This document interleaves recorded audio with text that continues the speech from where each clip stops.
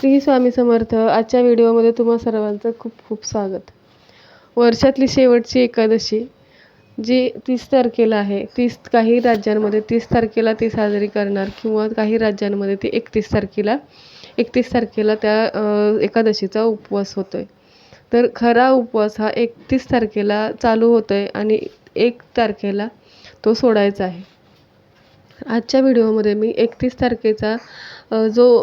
तारखेची जी एकादशी आहे ती वर्षाची शेवटची एकादशी आहे. तर त्या दिवशी आपल्याला काय उपाय करायचे आहेत, या दिवशी आपल्याला काय असे उपाय करायचे आहेत की ज्यामुळे तुमचं येणारं नवीन वर्ष चांगलं होईल आणि हे जे गेलेलं वर्ष आहे त्याच्यामध्ये जे काही तुम्हाला प्रॉब्लेम झालेले आहेत, जे काही त्रास झालेला आहे, जो काही मनस्ताप झालेला आहे त्याच्यामध्ये ते सुद्धा तुमचं कायमचं निघून जाईल आणि पुढचं येणारं जे वर्ष आहे ते तुमच्या सुखाचं समाधानाचं जाईल. असे काही उपाय आहेत जे सगळ्यांनी करायचे आहेत. जरी उपवास पकडणारे नसतील किंवा उपवास एखाद्याला जमत नसेल तर हा उपाय तरी नक्की करायचा आहे. कारण हे उपाय जे आहेत ते आपल्याला ह्याच्यासाठी आहेत, आपल्या सुखसमृद्धीसाठी. सोबतच आपल्याला एखाद्याला जर मूल होत नसेल तर पुत्रप्राप्तीसाठी किंवा जर ज्यांची मुलं आहेत त्यांच्या सुखासमाधानासाठी, उज्ज्वल भविष्यासाठी हे उपाय मी तुम्हाला आजच्या व्हिडिओमध्ये सांगणार आहे. त्यासोबतच जर तुमच्या नोकरी संदर्भात काही प्रश्न असतील, काही प्रॉब्लेम असतील, नोकरीमध्ये काही अडचणी येत असतील त्याबद्दलसुद्धा हा उपाय तुम्ही करू शकता. तर ह्याच्यामध्ये चला बघूया. पूर्ण व्हिडिओ बघा, व्हिडिओ शेवटपर्यंत बघा. तर याच्यामध्ये तुम्हाला मी 3 उपाय सांगितलेले आहेत. ते उपाय कोणते आहेत ते बघूया. पहिला उपाय एखाद्याला मूल होत नसेल तर त्यासाठी आहे, किंवा जर हा उपाय तुम्हाला आपली मुलं मोठी आहेत आणि त्यांच्या लग्नासाठी करायचा आहे तरीसुद्धा तुम्ही हा उपाय करू शकता.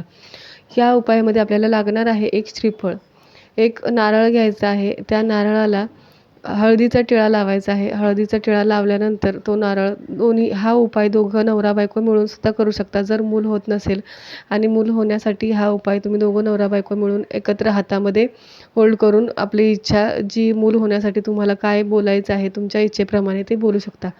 किंवा जर तुम्ही मुलांच्या लग्नासाठी करताय हा उपाय, तर एकाच व्यक्तीने, आईने किंवा वडिलांनी ते हातामध्ये पकडायचं आहे नारळ आणि आपली इच्छा बोलायची आहे. जी कोणती तुमची इच्छा असेल ती बोलायची आहे.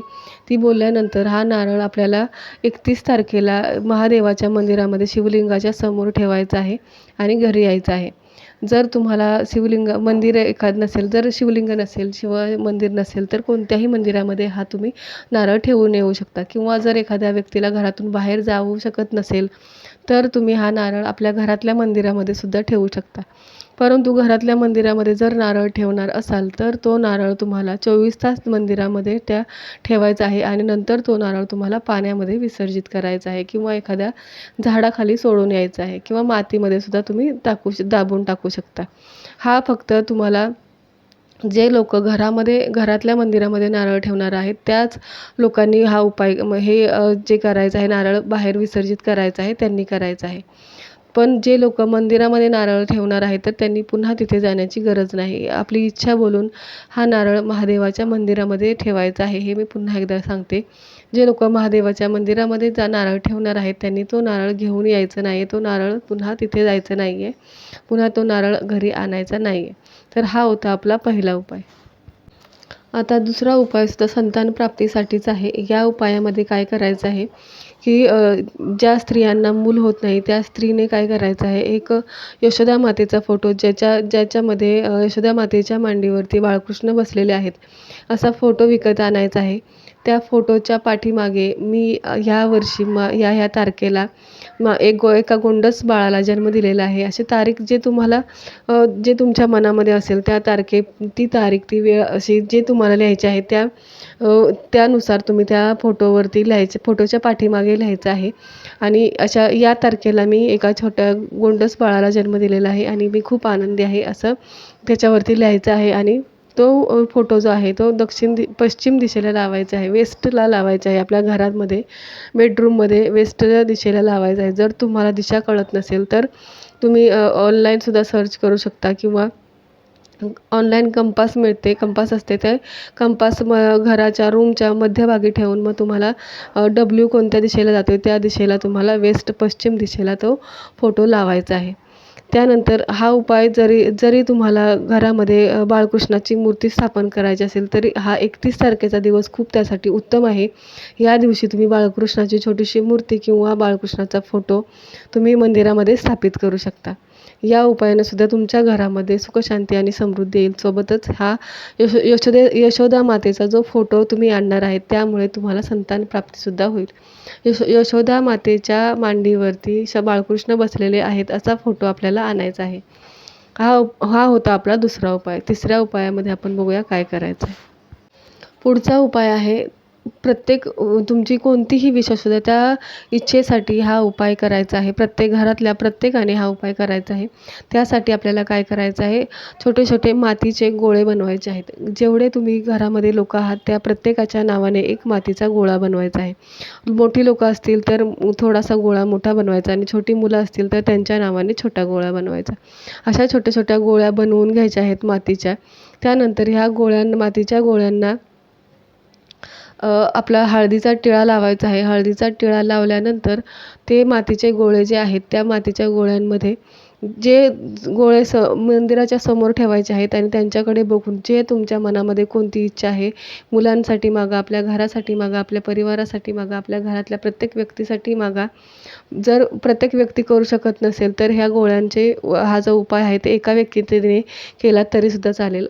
समोर बसून ज्या काही इच्छा आहेत त्या सगळ्या प्रत्येकाच्या वाटीची इच्छा तुम्ही मागितली तरीसुद्धा चालेल, की प्रत्येकाला आपण मुलांसाठी बोलतो की माझ्या मुलासाठी हे होऊ दे, ते होऊ दे, अशा इच्छा तुम्ही बोललात तरीसुद्धा चालेल. फक्त त्या इच्छा ज्या आहेत त्या प्रेझेंट टेन्समध्ये झालेल्या आहेत अशा पद्धतीने तुम्हाला बोलायचं आहे.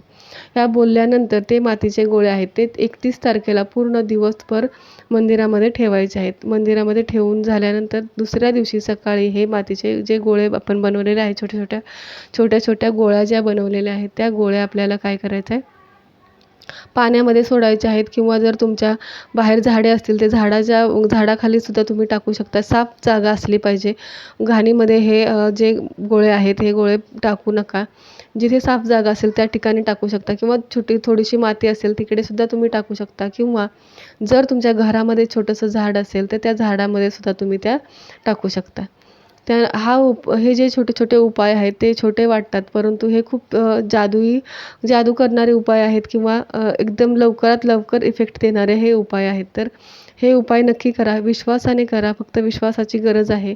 विश्वासाने जर तुम्ही हे उपाय केले तर नक्की तुमच्या सगळ्या इच्छा पूर्ण होतील आणि नवीन वर्ष तुमचं आनंदाचं जाईल. येणारं वर्षामध्ये तुमच्या ह्या सगळ्या इच्छा पूर्ण होतील.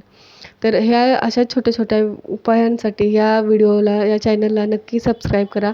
व्हिडिओ कुठेही आवडला असेल तर व्हिडिओला लाईक करा आणि कमेंटमध्ये श्री स्वामी समर्थ लिहायला विसरू नका. पुन्हा भेटूया पुढच्या व्हिडिओमध्ये. तोपर्यंत श्री स्वामी समर्थ. धन्यवाद.